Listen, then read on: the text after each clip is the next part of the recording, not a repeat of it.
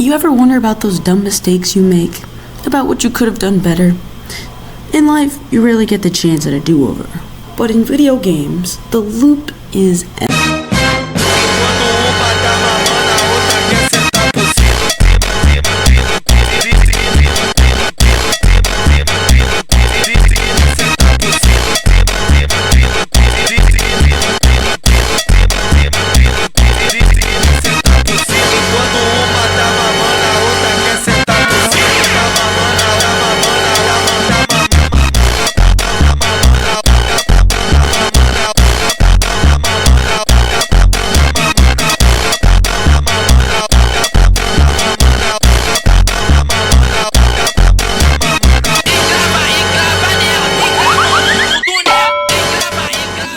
So, my slasher strategy is usually to go after one person at a time. I think that's what most do, since bouncing between 5 people doesn't work out well, especially if there's an Elliot, or a Taff, or a Builderman, or any medkits lying around. You really don't want them to heal up.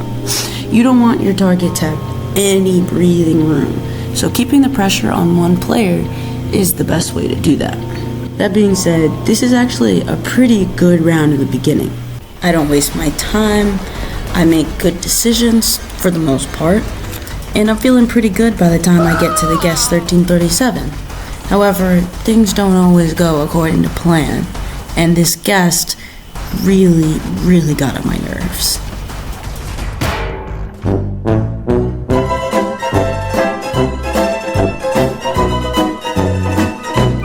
And that brings us to mistake number 1.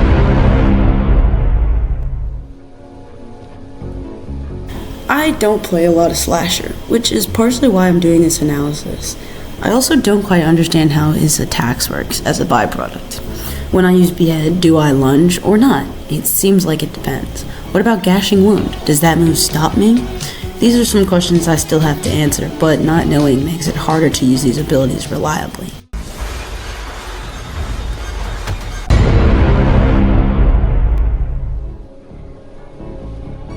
In general, guest 1337s are my weakness. I can never remember when they have a block, and I can't tell when they're blocking, and the parries, I barely have any time to react to those. This anniversary guest didn't parry me at all, and instead saved his punches for later, but that meant I had more to remember overall. This entire chase, I'm giving away free blocks. I end up dodging most of the punches, but I do waste a lot of attack time. It's not till the end of the round when I catch his block strategy.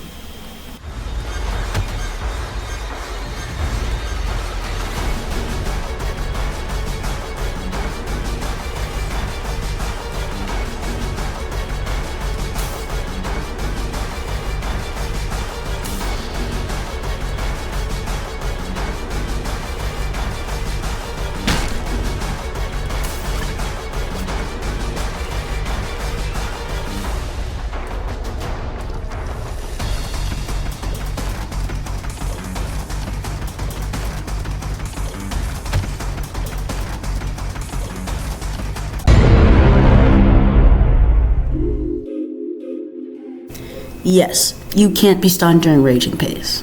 Yeah, it refills your stamina and speeds you up for a couple steps.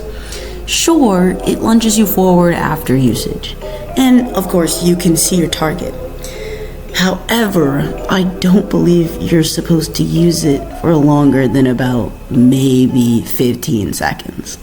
You slow down and drain your stamina from about to like a minimum of 70. I don't recommend chasing people with this ability. I should have canceled it at 97 and just waited for full stamina, but instead I just used it to walk. So that was a terrible play.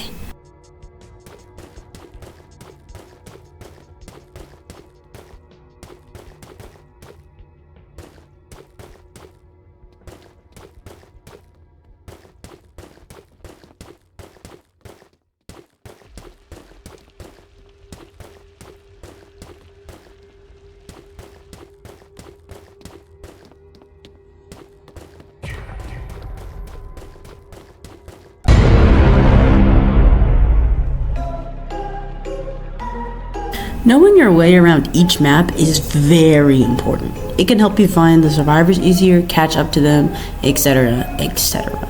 I don't know why I was trying to be polite here, because clearly there was a ramp, and the ramp would have been faster, especially when I had Raging Pace equipped. And earlier, I didn't show this part, but earlier I dropped at the back of the mountain, and I went all the way around. I still end up getting the 2 time, but in the 2 seconds it would have taken me to go the other way. I wasted about 5 seconds and drained my stamina when I could have easily walked over there. And this could have been the difference between me absolutely owning this guest and the L I took at the end of the round. As of writing this script and recording this audio, I still have no idea why I made these mistakes, as this is a map I know pretty well.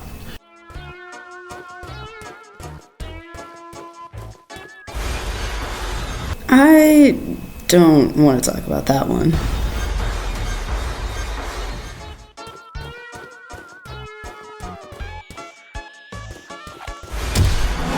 You know what? Let me just save y'all from this massacre and explain my final mistake.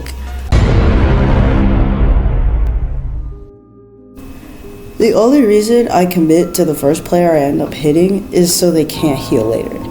If the player is wasting your time and you really don't think you can get them, I say go after someone else.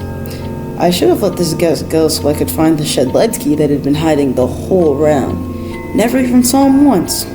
Probably would have been an easier kill if you think about it. LMS probably would have been a loss, but usually I go for XP, not for wins, so that wouldn't matter. Alright, so I did end up losing that round. So how many learning opportunities presented themselves? Well, we definitely had a frustrating target, and I definitely missed about 4 crucial attacks because I didn't understand the physics. I got blocked a total of 4 times because I was not paying attention. I also walked around the map as slow as possible, and I also took my time being polite at some of these parts of the map. These are probably mistakes I will make again, but hopefully not as much as this time. For the comparison round, I didn't really have anything planned. I just played Forsaken until I got the map I wanted and I was killer. But I didn't really have any commentary plan for this. I was just gonna count the amount of mistakes I made. So yeah, here we go. This guest is just kind of standing there, and of course I hit that block, so we are counting that, unfortunately. And I didn't know how to count the TAFs. There was a million TAFs in this server, but I kind of wanted to put it under attack physics because hitting those bombs was always very difficult for me. But then I just figured it was alright since I, spoiler alert, ended up winning the round, but I got the physics down pretty snappy like that. This guest just kind of, I don't know if you can call this looping, but this mountain is mad slippery. So we're kind of just going in circles on this mountaintop. It's kind of getting on my nerves. I don't have the audio, voice audio from this, but the guest is being kind of annoying, but I already hit him with my gashing wound. So I figured it's probably best if I just go after him since everyone's trying to help him so much.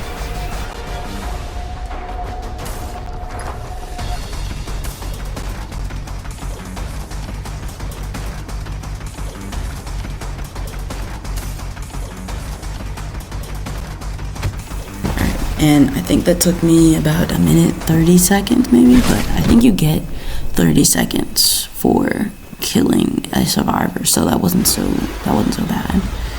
I do go after this TAF, but I don't hit the TAF, so I just go for the AFK Elliot. Players just love to stand around for no reason until I hit them with the 50% health thing. So I just kind of went after the Elliot after that. I wasn't planning on it, but he was just standing there, so that became the plan. And that Elliot's down. Now I think my next target ends up being a TAF, or the Shedletsky just ends up getting in the way. So I go after the Tav, but the Shedletsky's trying to help, so I just end up going after the Shedletsky anyway, I believe. And yep, there we go. I hit that subspace. I normally can't hit those, so I don't know what was different. Oh, and there goes the Shed.